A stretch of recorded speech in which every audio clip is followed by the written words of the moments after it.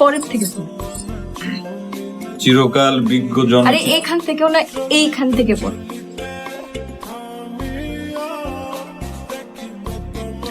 এখনো বাসিনি ভালো পুরোপুরি, আয়ত্তে রেখেছি কিছু প্রেম, অপূর্ণ রেখেছি কিছু অন্তরঙ্গ বোধের বাসনা।